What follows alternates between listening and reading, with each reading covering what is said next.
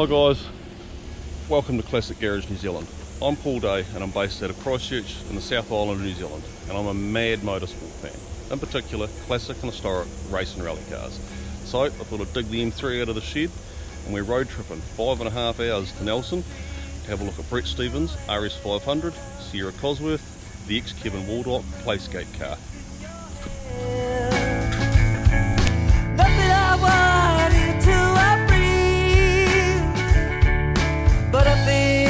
No time for me, but it's all the same wherever you go. Life's what you make it. Hi guys, big old road trips over and we're in sunny Nelson. Brett Stevens, welcome to Classic Garage New Zealand. Thank you. Oh, no problem. Thank you for the effort to get these cars out to here, and great backdrop as well. So, well, we might as well start with this one. Tell me about this. This car I purchased in the mid-90s. I first saw the car, I was crewing for Ashton Wood with a Group N Pulsar at the Wellington Street Race, and right next to us where we were pitting was this car, and I met the Australians at the time and admired the car, and the laugh is that I made some comments on the weekend that if I could ever afford a car like this, I'd put a decent exhaust on it, because I remember hearing the thing rattle whenever it came in, particularly when it was cold. And then a few years later, did in actual fact buy the car. The rattly exhaust still on it, because when I finally did get it, it was all slip jointed and it rattled for a reason when it was cold. So apart from a new tip on this side, it's still got the rattly exhaust. So, but anyhow, that sowed the seed. I was running a Group N car that was a ex all-port Gaudi car that won Group N, I think in '92. Would have been the same year I was there at Wellington, and so I campaigned that car for a while. But it was sort of getting to a point where I was having to reinvent the wheel. I needed a Group A car, and so I went to Australia. I had Ross Hoare, who came from Nelson originally. He had been over there for a few years working for Tony Longhurst. I rang Ross and said I want to get a Group A car. So went across there and we looked at a few. He took me around, and yeah, I didn't sort of like what I'd seen too much there.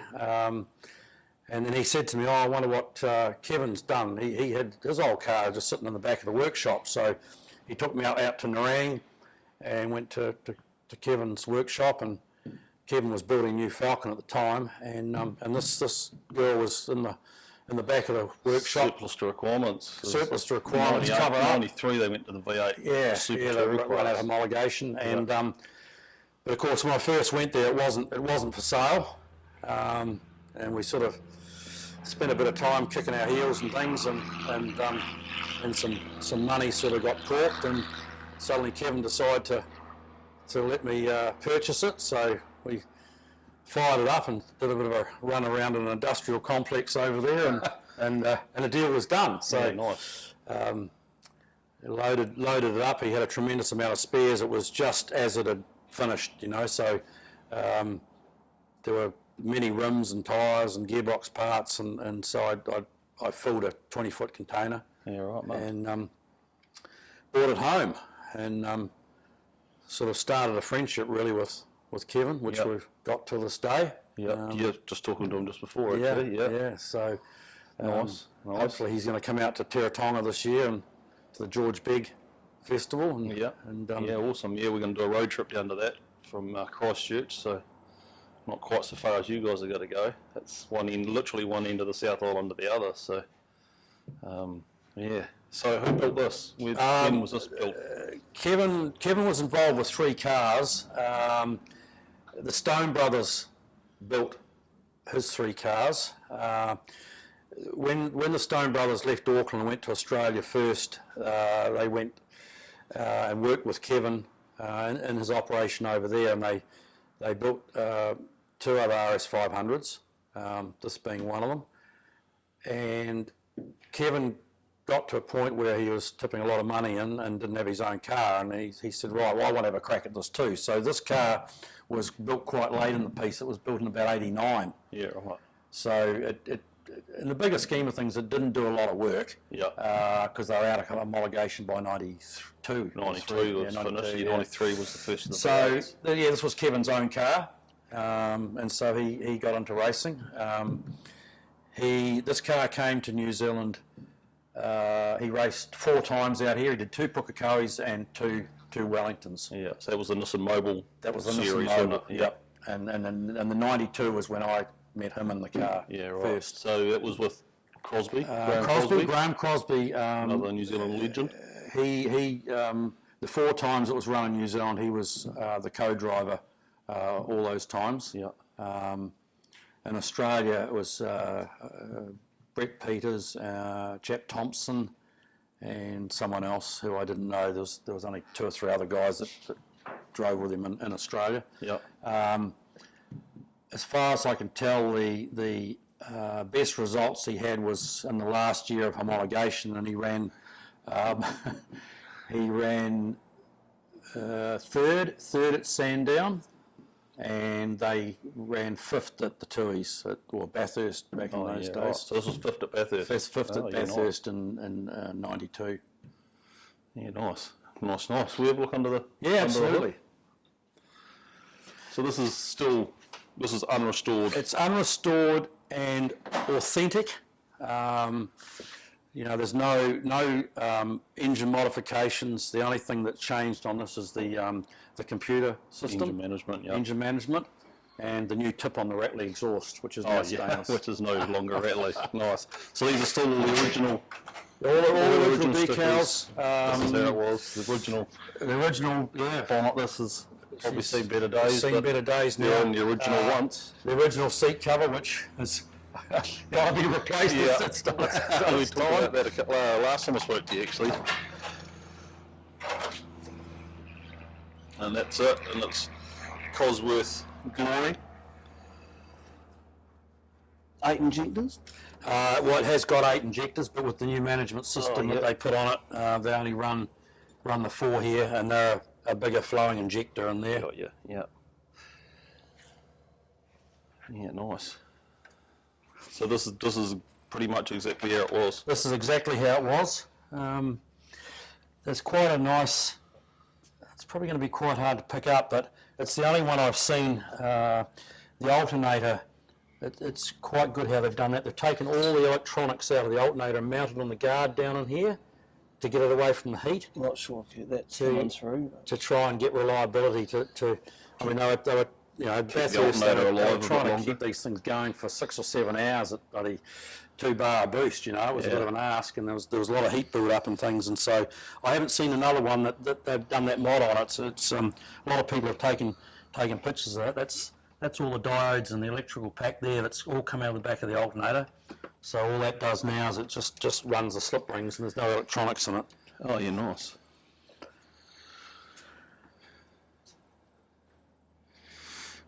Good deal. We'll have a look inside. Yeah. This is British young fella, proud supporter. And this is Sure Things original, isn't it?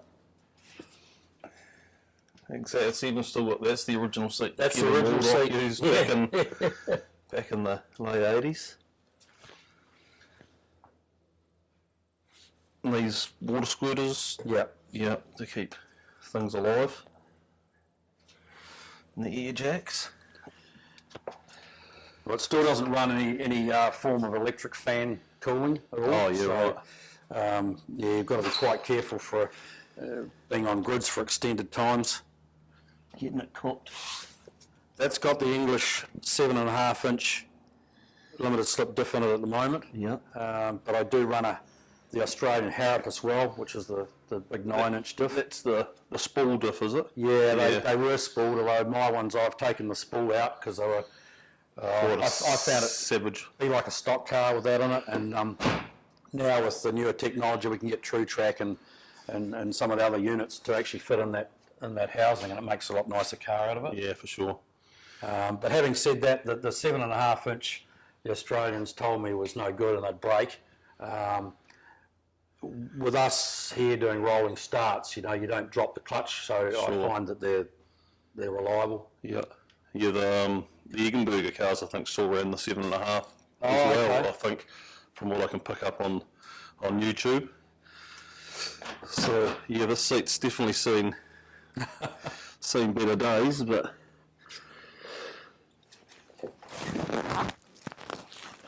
So you use this very often? No, it gets run about 3 times a year, if you're Yeah. lucky. Nice. We've still got the original Zytec computer in there, but there's a newer unit up and underneath, which Yeah, right. What does it run, the Haltech or? a Haltech, yeah. And this is tuned by Rapid Performance and Timuro. Yeah, Ruben. Michael and Ruben wired that in for me and tune it. Yeah, Ruben's done a few of these classic cars. I know he really enjoys working on this historic stuff. So, Well, we didn't actually get any more horsepower out of it, but I'd like to think we've got reliability Yeah, because just made it a better. lot of safeguards now that the old one didn't have. yeah, sure. Temp cuts, oil pressure Oil cuts, all pressure that sort of cuts, stuff. Yeah, right. Nice. So this car, that not many people have probably seen, is the sister car to this one. Yeah. Was built before that one. I'm unsure. I think this would have been built in around '86.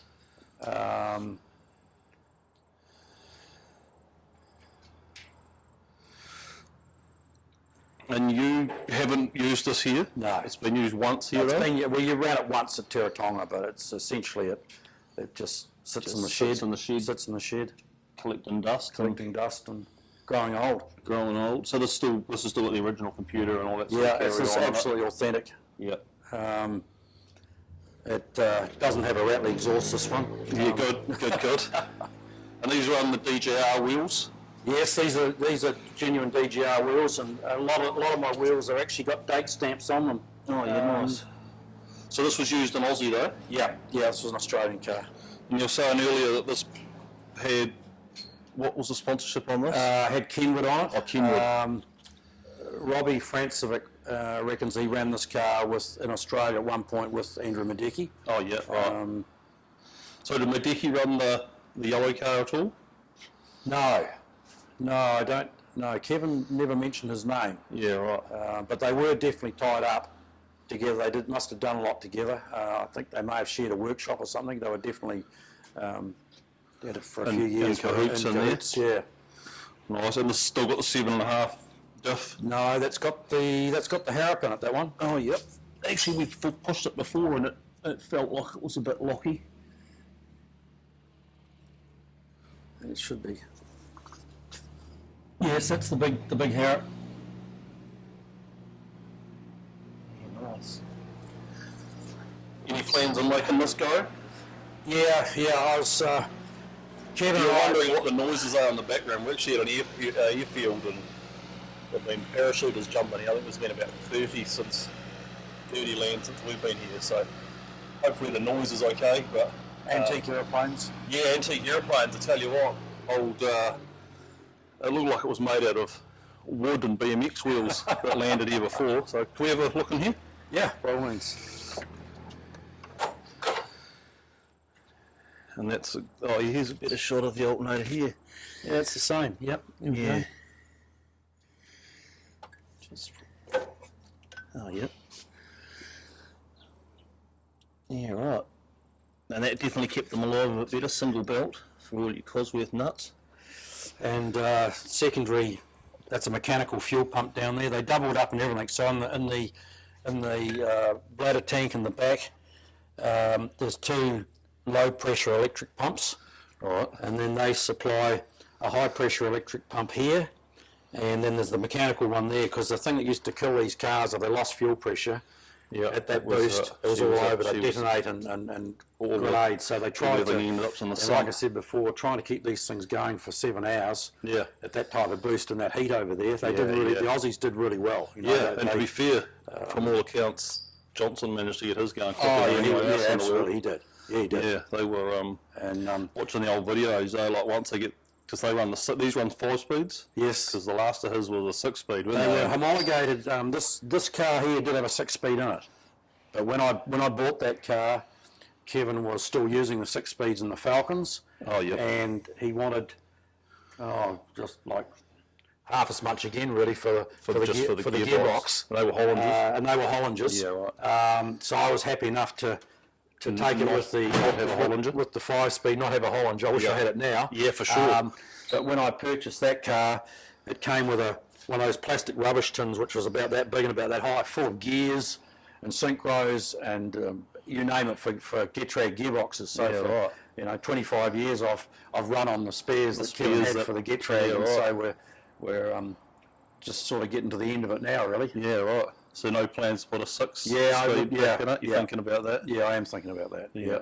Yeah. After watching the DGR car in Christchurch at Scope, then My God, that thing. the ratios are the ratios are perfect. Yeah, And, I mean, Murphy drove that at Scope 2 years ago, and then John Bower ran it at last Scope, and yeah, that's another rapid performance tune on that car too, and yeah, that thing goes good. It was 610 horse, I think Ruben poked that out at, so yeah, undoubtedly Dick always got the most out of his cars. yeah, for sure. The drivability of that car compared to this out of corners, and I put it down mostly to the gearbox, I'd say. Yeah, right.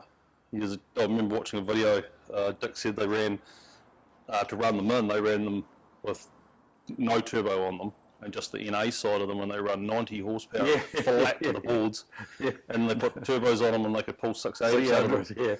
Yeah, it's madness. less than a Cortina engine with no turbo. Yeah, ridiculous. But in the day, those turbos were a huge turbo, not by today's comparison, but that was in 1986. That was big deal. That was a big deal back then. Yeah, good times. Good times. One thing I was going to ask you, and I'm going to ask everyone that I do these videos, if you didn't own these cars and money was no object, what would you own? Like classic historic race car wise.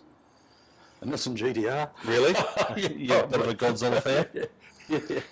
Yeah, nice. I must say, the replica that Stu Rogers has done's a stunning car. Absolutely. He's done a nice job with that. It's incredibly difficult to build a replica, that will pass as a genuine car because you've got no parts. Where if you buy this, most of the parts are with it. When you're building a replica, you've got to make all the parts, find all the parts, and he's done a stunning job with that car. Yeah, nice. Kevin has still got a lot of Falcon parts. Yeah. And him I talk regularly about possibly doing something in the Falcon. Oh yeah, nice. The Falcon line. Yeah.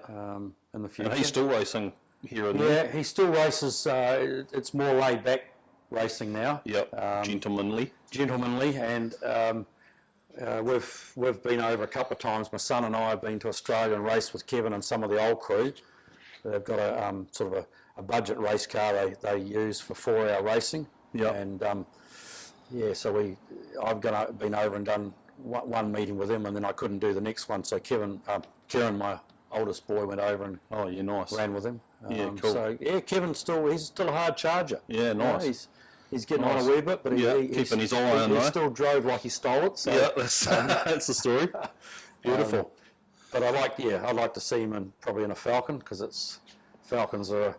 A V8 Falcon is a lot easier to drive than one of these old girls. Yeah, sure. These can be quite challenging. Yeah, I've just about to say that. Everyone that speaks about these said these were ridiculous cars. Particularly when I first got this car, a lot of good friends would say to me, why do you take those lines? What are you doing? And I go, well, you wait till you drive one. Then you're a bit of a passenger at times. Funny you should say that, because we were watching John Bower's lines out there, and he was on different lines to possibly, I wouldn't say the race line, but just the different line the other cars are running, and it's obviously just to keep them on boost or you've got to look at the corner, because it's the only car that I know you sort of halfway through the corner you go, I'll actually nail it now because of the lag. Well, this car anyhow, it takes a while for it to come on, and then what you've got to remember is that you've got 530 horsepower on rims that are only that wide. Yeah. You know, What were they, 8s? They're like that. They're 9s. 9s. So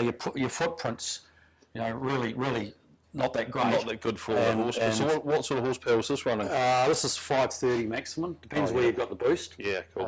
But if it's wicked right up, it runs about 530. Yeah. And equally the same with braking, because the tyres are so small and you run quite a bit of negative camber. You know, in a straight line, you've only got 3/4 Yeah, of the that's tyre right. there. Not on them. So, you know, I'm always remembering to brake in a straight line, because if you put a bit of block into it, You've only got it'll skid a wheel 2 every inches of time. tyre on the inside exactly. of the road, picking it up. So, but Yeah, it's nice. you know, I like driving the car. It was difficult to get used to start with. But Yeah, I mean, this car's. I mean, Kevin run this in sports sedans or something as yes, well. they did. They ran on the Gold Coast. Yeah, I one year. watched that race, and that didn't disgrace itself It either. To be certainly fair. didn't disgrace itself. Yeah, there was some pretty hairy equipment in front of it. Yeah. It was right on them. Yeah, no, it's a great car. It's you know, I've had it a long time, and it's You have had it a long time. Yeah, this would be probably, other than the peanut slab car, probably the. Well, no, it would be the longest ownership. yeah. Of. Yeah. Well, you've had it literally from period. Yep. It hasn't changed to one iota really. And I've enjoyed the friendships that have been made out of it as Yeah, well. for you know, sure. both in Australia and here. Yeah. Any plans on taking it back overseas? Yeah, as a group, we've talked about it several times, and I think it will happen. But I want to go there with our group. Yeah, for sure. Yeah. But I've always wanted to take it back to Bathurst and That'd be great. have a run round there. Yeah. I regret a wee bit when I got to know Kevin. He actually offered me a drive back in the day. Yeah, in right. the Falcon. And Missed opportunity. it was a reasonable amount of money back then, but now it's not. No, like everything, I suppose. And, These, especially with the Cosworth world at the moment. Yes, yeah, I've just pulled a road car, albeit a mint road car. It's just got £600,000. It's 600. It's 590 something Yeah, plus there you go. change and auction fees and all that sort of carry on. But £600,000 for an old Sierra is a lot of tin. But good on him. That's all I can say. If you've got the money and you can't, there's no point being the richest man in the cemetery, you know. And if you want it, you just want it. So what that does to the price of other cars remains to be seen. But remember the old Falcons when they got to $100,000 and people were screaming, and now they're $1 million. A good GT Falcon these days, and it's like, I just don't know if it's $1 million car. But No. if you want it, that's what it costs you. So Yeah, the Cossies certainly seem to have taken off in the last few years, and even the Sapphire road cars, you know, I see they're pitching sort of £20,000 now. yeah. I must say I was never a Ford fan. I was always a Holden fan, a BMW fan, and Fords were always the mortal enemy, you know. But looking back now, there's some pretty sick Ford race cars around, you know. Ford motorsport pedigree's massively impressive. So these are pretty cool cars. Yeah. So you're off to the George Begg with this? Yes, yeah, we've got just a little bit of gearbox work to do on this one. Yeah. That's right. It didn't have much fun at Scope. And did I it? certainly didn't have a good day at Scope. I've got to hold my hand up for that one, really. I'm time poor, so it was lack of preparation that played out there. Yeah. I had intended to try and take both cars down there, but I think with the way my life is at the moment, we'll probably have to settle for this one. Yep, fair enough. Yeah, can't do everything. Nice. And this shed, you might have seen there's a few cool cars back here. Do you know much about these? Can you This go is through? a good old friend of mine, Rob, and That's the young fellow in the corner there. he's a good trooper, and he's got quite a very good collection here of historic race cars, and of which he's going to take that one to the George Begg. This one is, This yeah. one, He was these just are- saying this does, what was it, 11 second quarters? 11 second quarter mile with a Cadillac engine. A Renault Delphine with a Corvette engine in the back, which is a replica of a car that raced many, many moons ago. Built by the same guy who actually raced the original and built the original. A Fiat Topolino with a Cadillac engine in it as well. Daimler Dart, a New Zealand built kit car, an Allard with another Cadillac engine. And this young fella, Brent's boy, loving race cars, aren't you? Yep, that's the story. Oh, well, thanks very much for your time. Really appreciate that. You've gone above and beyond dragging these out, because these cars, these two Cosworths don't actually live here. They in another shed way down the road. So, yeah, very good. Thanks very much. Good deal. That's what